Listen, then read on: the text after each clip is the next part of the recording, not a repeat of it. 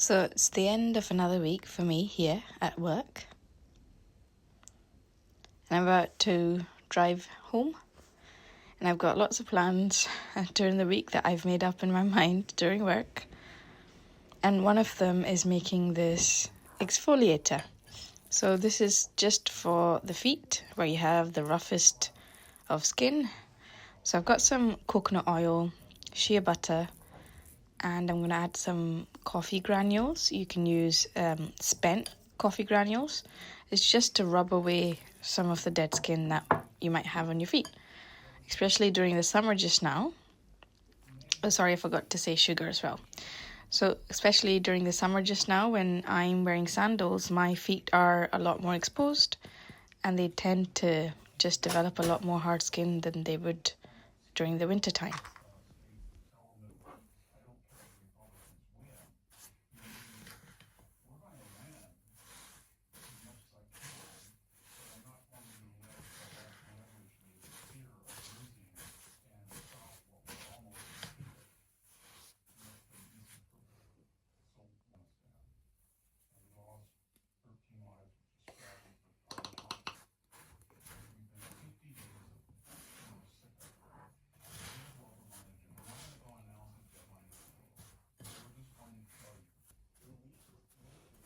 To this, lastly, I'm going to add some Castile soap. So that's just liquid soap that's made from plants.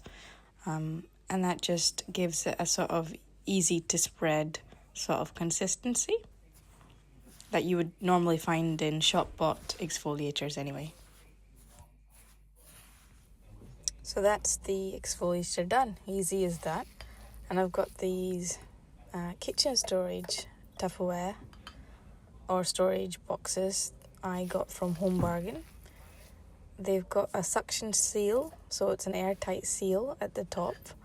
So I've used for many other projects that I've made, and they've been really good, so I recommend them. And so I've got enough for a long time to come.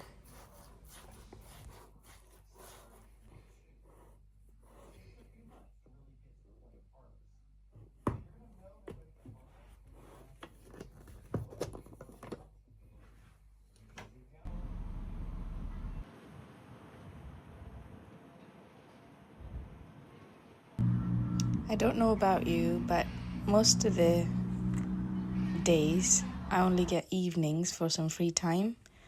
After work, you've got stuff to do around the house, so my evenings are precious. And today I've got another plan. So I've been wanting to make these different DIY body care recipes. So I'm just melting down some shea butter. So this time I'm making something moisturizing for my skin. So shea butter are these lumps of butter that you get from this plant. It's grown in the African region of Ghana, and it's been used for many years. So I'm going to make this moisturizing soap with shea butter. There's lots of recipes. I'm not expert. I'm just trying it out. So I had some coconut oil, castor oil, olive oil and shea butter. I've not scented it. Some soap makers do. And then I've got this loaf mold the next day, all set up with the liquid that I melted down. And then I used this soap cutter to chop it up into small chunks that can be used. And then I'll need to leave it for 4 weeks to dry. And as you can see in the center of the soap, the color is a lot darker than the outside. So that just shows you the outside is a lot more drier than the center. So I'm just slicing it into chunky soap sizes that I can hold in the hand easily. And these are going to be drying for next 4 weeks.